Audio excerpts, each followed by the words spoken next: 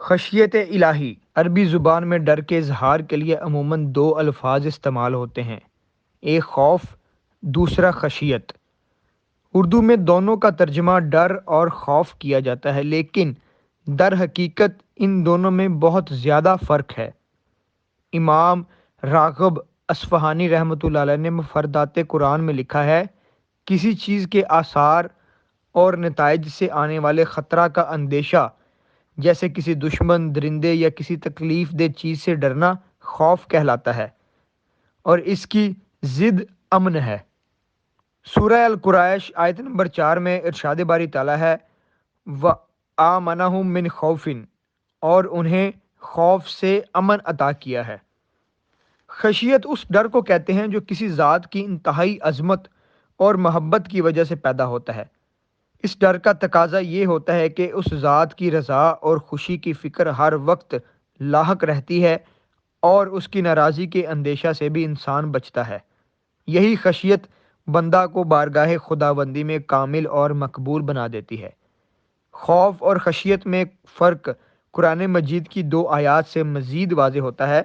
سورہ فاطر کی آیت نمبر 28 میں ارشاد باری تعالیٰ ہے، اللہ تعالیٰ سے اس کے وہی بندے ڈرتے ہیں جو علم رکھتے ہیں۔ اور دوسری طرف سورہ یونس کی آیت نمبر 62 میں فرمایا، یاد رکھو جو لوگ اللہ کے دوست ہیں ان پر کوئی خوف نہیں۔ معلوم ہوا کہ اللہ کے نیک بندوں میں خشیت الہی تو ہوتی ہے، لیکن خوف سے وہ محفوظ ہوتے ہیں۔ اللہ کے نیک بندوں میں نہ تکلیف کا خوف ہوتا ہے، نہ مصیبتوں سے ڈرتے ہیں، یہاں تک کہ وہ موت سے بھی نہیں ڈرتے۔ ہاں، اللہ کے نیک بندے اللہ سے ڈرتے ہیں۔ عام انسان دنیا کی چیزوں سے خوف کھاتے ہیں۔ دنیوی مقاصد، آرام و راحت اور عزت و دولت میں ذرا سی کمی آنے لگے تو راتوں کی نیندیں اڑ جاتی ہے۔ ذرا سی تکلیف اور پریشانی کے خوف سے ان سے بچنے کی تدبیریں کرتے ہیں۔ اسی طرح ایک مسلمان کے اندر خوف خدا اور خشیت الہی جس قدر آ جاتی ہے، اس قدر وہ اللہ کی اطاعت کرنے میں مصروف ہو جاتا ہے، اور اسے اپنے حقوق حاصل کرنے کی بجائے دوسروں کے حقوق ادا کرنے کی فکر لاحق ہو جاتی ہے۔ ابن ماجہ میں حضرت عبداللہ بن مسعود رضی اللہ تعالیٰ عنہ سے روایت ہے کہ رسول اللہ صلی اللہ علیہ وآلہ وسلم نے فرمایا، خشیت الہی سے جس بندہ مومن کی آنکھوں سے کچھ آنسو نکلے، اگرچہ وہ مقدار میں اتنے کم ہوں کہ مکھی کے سر کے برابر ہوں، پھر وہ آنسو بہہ کر اس کے چہرے پر پہنچ جائیں تو اللہ تعالیٰ اس چہرے کو جہنم کی آگ کے لیے حرام کر دے گا۔ خوف خدا انسان کے اندر کیسے پیدا ہوتا ہے؟ اس کا جواب یہ ہے کہ جس قدر اللہ کی معرفت اور اس کی پہچان حاصل ہوتی جائے گی، اس کا ڈر اور خوف نصیب ہوتا جائے گا۔ عربی میں ایک محاورہ ہے، الانسان عبد الاحسان، یعنی انسان احسان کا غلام ہوتا ہے۔ یہ جملہ انسان کی نفسیات کی عکاسی کرتا ہے۔ کسی انسان کے ساتھ دوسرا انسان اچھا سلوک کرے تو یہ انسان کسی موقع پر اپنے محسن کی نافرمانی نہیں کرتا۔ معمولی احسانات کی بنا پر ایک انسان دوسرے انسان کی نافرمانی سے ڈرتا ہے اور کوشش کرتا ہے کہ میں اس کے کہے پر عمل کروں، تو پھر انسان پر اللہ کے کس قدر احسانات ہیں کہ ان کو انسان شمار کرنا چاہے تو شمار کرنا اس کے بس میں نہیں۔ لیکن انسان اس سے والہانہ محبت تب کرتا ہے جب اسے ان انعامات کی قدر ہو۔ جب انسان انعامات خداوندی کے بارے میں غور و فکر کرتا ہے تو پھر انسان کے ذہن میں اللہ تعالیٰ کا یقین کامل پیدا ہوتا ہے۔ اس کے نتیجے میں خوف خدا نصیب ہوتا ہے۔ یہ ڈر اور خوف خالصتاً اللہ سے محبت اور اس کی عظمت کی بنا پر ہوگا۔ یہ وہ ڈر نہیں جسے عام طور پر خوف کہتے ہیں۔ عام طور پر لوگ اللہ رب العزت کی نسبت دوسروں سے زیادہ ڈرتے ہیں۔ مثلا خوف خدا اتنا نہیں ہوتا جتنا اپنے افسر کا ڈر ہوتا ہے۔ اس کی بنیادی وجہ دوسرے انسان کی طاقت اور اس کے اختیارات کا تجربہ ہے کہ اگر اس انسان کی بات نہ مانی تو اس کا انجام یہ ہوگا۔ بس یہی چیز مخلوق کا ڈر دل میں بٹھا دیتی ہے۔ اللہ تعالیٰ نے اس بات کی مثال حضرت موسیٰ علیہ السلام اور فرعون کے واقعہ میں دی۔ فرعون نے اللہ کو نہیں مانا، اللہ کے نبی کی باتوں کو نہیں مانا، لیکن جب اللہ نے اپنی طاقت کا مظاہرہ کیا اور فرعون غرق ہونے لگا تو پھر اللہ پر ایمان لانے لگا۔ لیکن اس وقت کے ایمان کا اعتبار نہیں کیا گیا، اس لیے کہ اس ایمان کی بنیاد غرق ہونے کا خوف تھا، نہ کہ خوف خدا۔ اللہ تعالیٰ کو وہ خوف پسند ہے جو اس کی عظمت اور محبت کی بنا پر ہو۔ ایسا خوف رکھنے والے انسان کی خوبیاں یہ ہوتی ہیں کہ وہ اللہ پر پختہ ایمان رکھتا ہے، معمولی باتوں میں بھی مخلوق کی بجائے خالق سے ڈرتا ہے۔ یہ انسان محض یہ سوچ کر کہ لوگ کیا کہیں گے فضول خرچی نہیں کرتا، کیونکہ اسے مخلوق کا نہیں خالق کا خوف ہے۔ پھر یہ انسان حرام مال کمانے کی دوڑ میں شامل ہونے کی بجائے حلال مال پر قناعت کرتا ہے۔ خوف خدا رکھنے والے انسان میں ایک اہم خوبی یہ ہوتی ہے کہ وہ اپنے حقوق حاصل کرنے کی فکر کی بجائے دوسروں کے حقوق ادا کرنے کے لیے بے چین رہتا ہے۔ دوسرے انسان سے اس پر زیادتی ہو جائے تو انتقام کی بجائے عفو و درگزر سے کام لیتا ہے۔ دوسروں کے پاس نعمتیں دیکھ کر دل میں جلن اور کڑن کی بجائے انہیں مبارکباد دیتا ہے، اس پر خوش ہوتا ہے۔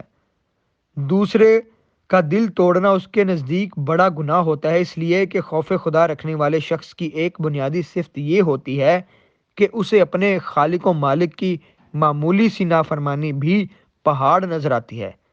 جس قدر اللہ کی معرفت حاصل ہوتی جائے گی اسی قدر خشیت الہی نصیب ہوگی۔ قرآن مجید کی سورہ انفال آیت نمبر 2 میں ارشاد باری تعالیٰ ہے، انما المؤمنون الذین اذا ذکر اللہ وجلت قلوبہم واذا تلیت علیہم آیاتہ زادتہم ایمانا وعلی ربہم یتوکلون، یعنی ایمان والے صرف وہی لوگ ہیں کہ جب ان کے سامنے اللہ کا ذکر کیا جاتا ہے تو ان کے دل اس کی عظمت و جلال کے تصور سے خوف زدہ ہو جاتے ہیں، اور جب ان پر اس کی آیات تلاوت کی جاتی ہیں تو وہ کلام محبوب کی لذت انگیز اور حلاوت آفرین باتیں ان کے ایمان میں اضافہ کر دیتی ہیں، اور وہ ہر حال میں اپنے رب پر توکل قائم رکھتے ہیں۔ سورہ النزعات آیت نمبر 40 اور 41 میں اللہ تعالیٰ ارشاد فرماتا ہے، وَأَمَّا مَنْ خَافَ مَقَامَ رَبِّهِ وَنَهَى النَّفْسَ عَنِ الْهَوَىٰ فَإِنَّ الْجَنَّةَ هِيَ الْمَأْوَىٰ، اور جو شخص اپنے رب کے حضور کھڑا ہونے سے ڈرتا رہا اور اس نے اپنے نفس کو بری خواہشات اور شہوات سے باز رکھا تو بے شک جنت ہی اس کا ٹھکانہ ہوگا۔ سورہ رحمان آیت نمبر 46 میں اللہ تعالیٰ ارشاد فرماتا ہے، وَلِمَنْ خَافَ مَقَامَ رَبِّهِ جَنَّتَانِ، اور جو شخص اپنے رب کے حضور پیشی کے لیے کھڑا ہونے سے ڈرتا ہے اس کے لیے 2 جنتیں ہیں۔ احادیث مبارکہ میں بھی بارہا خشیت الہی کی فضیلت اور اہمیت بیان کی گئی ہے۔ امام حاکم، ابن ابی شیبہ اور طبرانی میں حضرت انس بن مالک رضی اللہ تعالی عنہ سے روایت ہے کہ حضور اکرم صلی اللہ علیہ وآلہ وسلم کا فرمان مبارک ہے، جس شخص نے اللہ تعالیٰ کا ذکر کیا اور پھر خشیت الہی کی بنا پر اس کی آنکھوں سے اس قدر اشک رواں ہوئے کہ وہ زمین تک پہنچ گئے تو اسے روز قیامت عذاب نہیں دیا جائے گا۔ طبرانی اور بہقی میں حضرت ابو ہریرہ رضی اللہ تعالی عنہ حضور نبی اکرم صلی اللہ علیہ وآلہ وسلم سے ان باتوں میں جو آپ صلی اللہ علیہ وآلہ وسلم نے اللہ تعالیٰ سے روایت کی ہیں سے روایت کرتے ہیں کہ اللہ تعالیٰ فرماتا ہے، مجھے میری عزت کی قسم ہے، میں اپنے بندے میں 2 خوف اور 2 امن اکٹھے نہیں کروں گا۔ اگر اس نے دنیا میں مجھ سے خوف رکھا تو میں اسے قیامت کے دن امن دوں گا، اور اگر دنیا میں مجھ سے بے خوف رہا تو میں اسے قیامت کے دن خوف دوں گا۔ حضرت عبداللہ بن عباس رضی اللہ تعالی عنہ سے روایت ہے کہ جب اللہ رب العزت نے نبی اکرم صلی اللہ علیہ وآلہ وسلم پر یہ آیت نازل فرمائی، اے ایمان والو، اپنے آپ کو اور اپنے اہل و عیال کو اس آگ سے بچاؤ جس کا ایندھن انسان اور پتھر ہیں، تو حضور اکرم صلی اللہ علیہ وآلہ وسلم نے ایک دن صحابہ کرام رضی اللہ عنہم میں یہ آیت تلاوت فرمائی۔ ایک نوجوان یہ آیت سن کر بے ہوش ہو کر گر پڑا۔ حضور اکرم صلی اللہ علیہ وآلہ وسلم نے اس کے دل پر ہاتھ رکھا تو وہ دھڑک رہا تھا۔ حضور اکرم صلی اللہ علیہ وآلہ وسلم نے فرمایا، اے نوجوان، کہو لا الہ الا اللہ۔ اس نے یہ کلمہ پڑھا تو آپ صلی اللہ علیہ وآلہ وسلم نے اسے جنت کی بشارت سنائی۔ صحابہ کرام رضی اللہ عنہم نے عرض کیا، یا رسول اللہ صلی اللہ علیہ وآلہ وسلم، کیا وہ ہم میں سے ہیں؟ تو آپ صلی اللہ علیہ وآلہ وسلم نے فرمایا، کیا تم نے اللہ کا یہ فرمان نہیں سنا جس کے بارے میں اللہ تعالیٰ سورہ ابراہیم آیت نمبر 14 میں فرماتا ہے، یہ وعدہ ہر اس شخص کے لیے ہے جو میرے حضور کھڑا ہونے سے ڈرا اور میرے وعدہ عذاب سے خائف ہوا۔ ترمذی اور ابن ماجہ میں درج ہے کہ حضرت عائشہ صدیقہ رضی اللہ تعالیٰ عنہ فرماتی ہیں کہ میں نے حضور اکرم صلی اللہ علیہ وآلہ وسلم سے یہ آیت والذی یؤتون ما آتوا وقلوبہم وجلت، اور جو لوگ دیتے ہیں جو کچھ وہ دے سکتے ہیں اور ان کے دل کپ کپاتے ہیں کے بارے میں پوچھا کہ کیا یہ وہ لوگ ہیں جو شراب پیتے اور چوری کرتے ہیں؟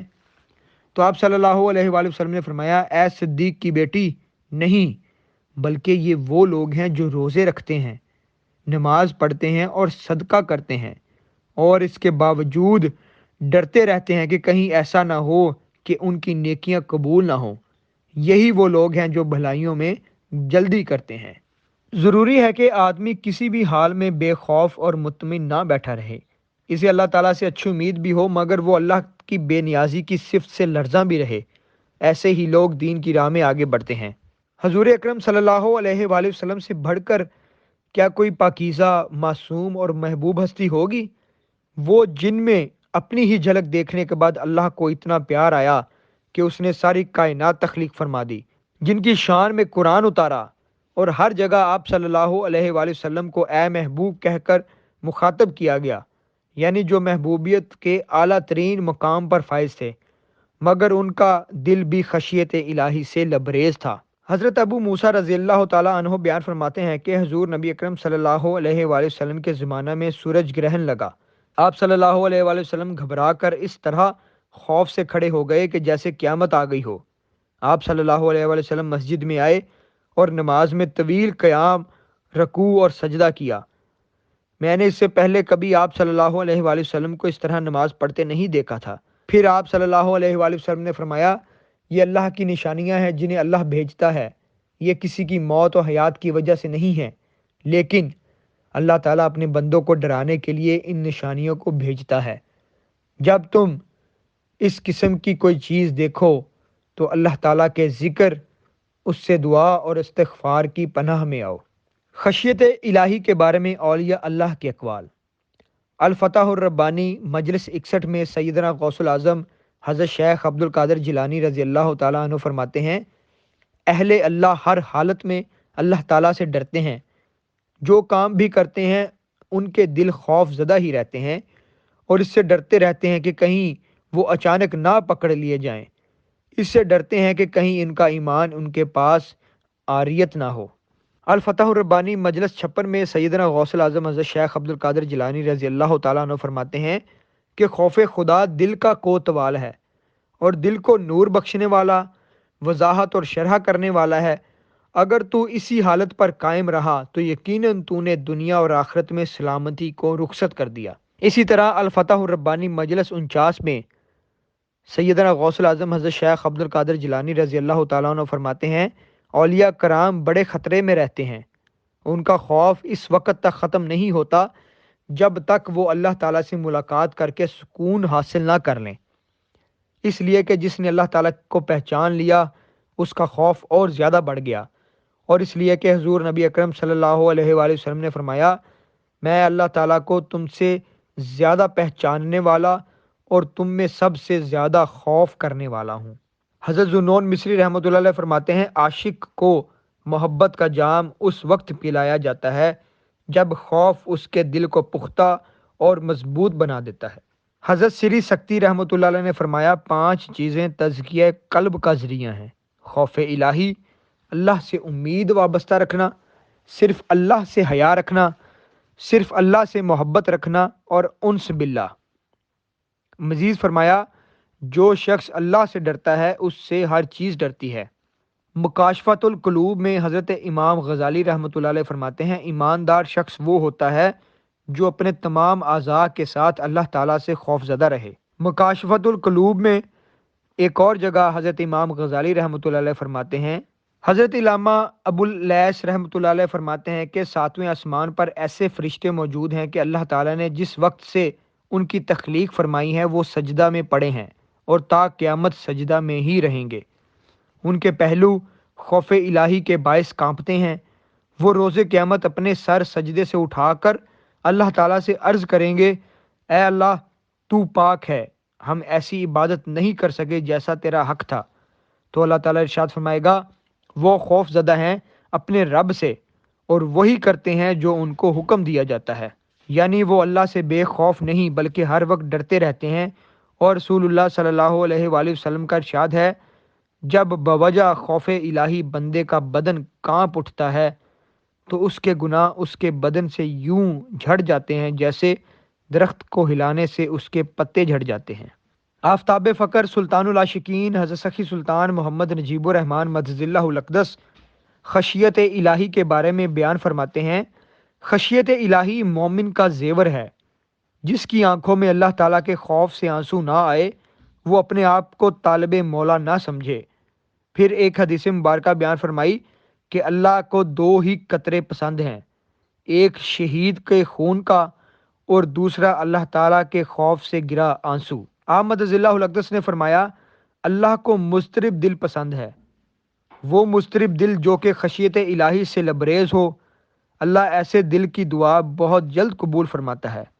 مومن کے لیے لازم ہے کہ وہ ہر وقت اللہ سے ڈرتا رہے، اسی ڈر کی وجہ سے وہ ہر برے کام سے بچا رہے گا۔